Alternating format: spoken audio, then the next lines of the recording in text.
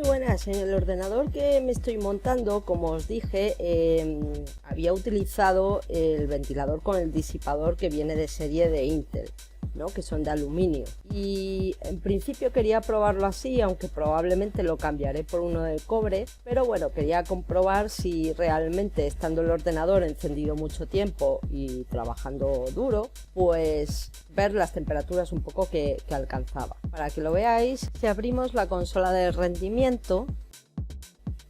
después de 12 horas trabajando, más o menos siempre está oscilando en estas temperaturas, entre 37, 49, alguna vez 50 grados.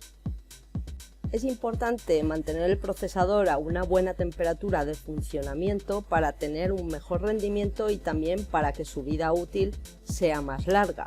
Así que tenemos que asegurarnos, ¿no?, que está funcionando dentro de unos valores que sean seguros y que no reduzcan su rendimiento. Así que vamos a explicar dos términos referentes a esto de la temperatura máxima que soporta un procesador, que son el T-junction y el T-case, o T-junction, T-case.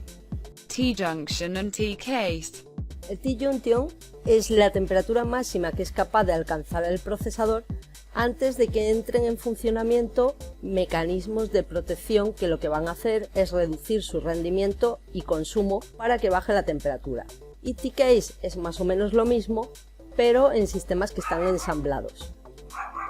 El T-junction máximo para un Intel de 10ª generación como es este es de unos 100 grados aproximadamente, 100 grados centígrados, que en ningún caso debemos de sobrepasar. En caso de sobrepasar esta temperatura, el procesador va a hacer una cosa que se llama el thermal throttling, que reduce su rendimiento, y generalmente, y según también la configuración que nosotros tengamos en la BIOS, más de 10 grados de esa temperatura, es decir, a los 110 grados, normalmente el equipo se apagará. Si el procesador estuviera trabajando constantemente a esta temperatura, pues al final se deterioraría su integridad. Así que la temperatura cuanto más baja, mejor. Tampoco me estoy refiriendo a que un procesador esté a menos 20 grados, ¿vale? Porque esa tampoco sería su temperatura óptima de funcionamiento, sino a una temperatura media, que más o menos en este tipo de procesador pues ronda más o menos los 50-70 grados. Así que podríamos decir que este procesador, después de 12 horas continuadas de trabajo haciendo vídeos y renderizándolos, pues está en una temperatura bastante buena. Sobre todo también teniendo en cuenta que aquí en Madrid es verano y hace mucho, pero que mucho calor. ¿Que lo podríamos bajar un poco más? Sí, pero ¿cuánto? No sé, 2 grados, 3 grados, 4 grados. Tampoco creo que sea una cosa que merezca mucho la pena. Y volviendo a esto del thermal throttling o estrangulamiento térmico, o esta señora de Google que lo dice mucho mejor que yo. Thermal throttling. Thermal throttling. Qué bien pronuncia. Bueno, pues esto puede tener varias funciones, dependiendo del tipo de dispositivo. Por ejemplo, puede equilibrar el consumo de cualquier componente electrónico, no solamente de los procesadores, y previene que los componentes del equipo se calienten demasiado. Y es una medida de seguridad de casi todos los componentes que tiene un ordenador y que sean susceptibles a calentarse, por ejemplo, la tarjeta gráfica, o las memorias, o el propio chipset.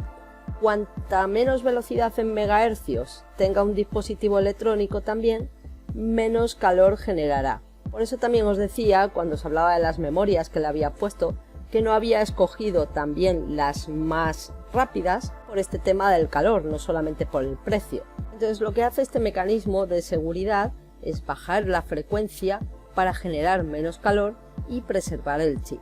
A veces también se puede bajar la frecuencia de un dispositivo, pero en verdad no es porque ese dispositivo o ese procesador, por ejemplo, se esté calentando en sí, sino por los componentes a los cuales está emparejado. Por ejemplo, ¿vale?, podría haber placas base que no estén preparadas para manejar altos niveles de consumo. Así que en este caso, pues el procesador bajará su frecuencia independientemente de que esté a una temperatura correcta, ya que lo que se está calentando a casi 100 grados son las fases de alimentación de la placa. Esto, por ejemplo, puede ser un problema cuando se juega, por ejemplo. Muchas veces cuando se juega se sufren bajones de frames por segundo, que verdaderamente están traducidos en un menor rendimiento hasta que las fases se enfrían. Y muchas veces no achacamos esto a un mal funcionamiento de la tarjeta gráfica y no es tanto así. En el caso de que sea la placa base que se caliente, podemos tomar pues algunas medidas para mejorar este efecto. Podemos, por ejemplo, aumentar la refrigeración de las fases, podemos añadir disipadores, podemos añadir más ventilación, o por ejemplo muchos procesadores tienen un modo turbo, pues en la BIOS podríamos desactivar el modo turbo y también bajar el voltaje del procesador. Aunque yo os recomiendo que si no sabéis bien lo que hacéis, mejor no toquéis la BIOS y menos estas cosas de los voltajes. Ya una solución mucho más drástica pues sería cambiar la placa base y comprar una mejor, que sea capaz de soportar procesadores con más TDP. Pero como os decía en vídeos anteriores, por ejemplo en la elección de la fuente de alimentación que he hecho, ¿vale? Pues bueno, si nosotros tenemos una caja bien ventilada, si está limpia, es decir, si no somos unos guarros, porque yo he visto cosas espantosas, no solamente polvo, sino hasta cucarachas. Si revisamos de vez en cuando la pasta térmica del procesador, por ejemplo, aproximadamente, no sé, una vez al año, que no hace daño. Si ponemos una buena pasta térmica también.